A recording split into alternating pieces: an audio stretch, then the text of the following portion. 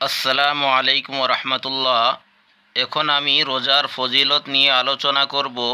আপনারা এই ভিডিওটি শুরু থেকে শেষ পর্যন্ত খুব মনোযোগ সহকারে দেখতে থাকুন। তো চলুন শুরু করা যাক।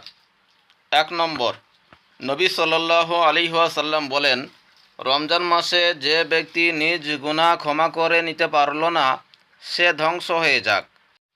2, রমজান মাস যে কি মূল্যবান নিয়ামত তা জানলে আমার উম্মতেরা সারা বছর রমজান হওয়ার আকাঙ্ক্ষা করত।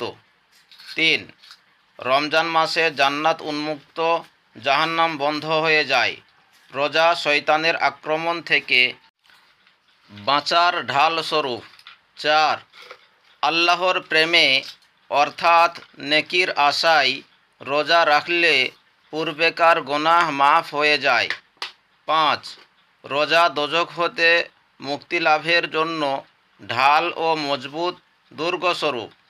6, অন্যান্য মাসের তুলনায় রমজান মাসে ইবাদতের সওয়াব অর্থাৎ নেকি 70 গুণ বৃদ্ধি করে দেওয়া হয়। 7, রমজান মাসে অভিশপ্ত শয়তানকে শৃঙ্খলাবদ্ধ করা হয়।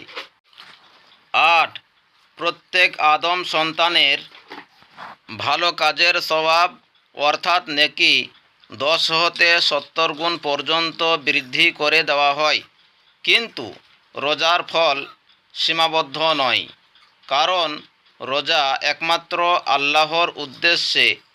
রোজার প্রতিদান আল্লাহ পাক নিজেই দিবেন। 9, রোজাদারের মুখের গন্ধ মৃগ নাভির চেয়েও আল্লাহর নিকট অধিক প্রিয়।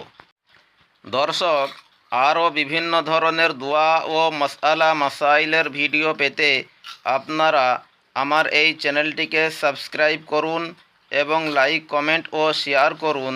তাহলে যখনই আমি নতুন নতুন ভিডিও আপলোড করব, সেই ভিডিওগুলি সরাসরি পৌঁছে যাবে আপনাদের কাছে।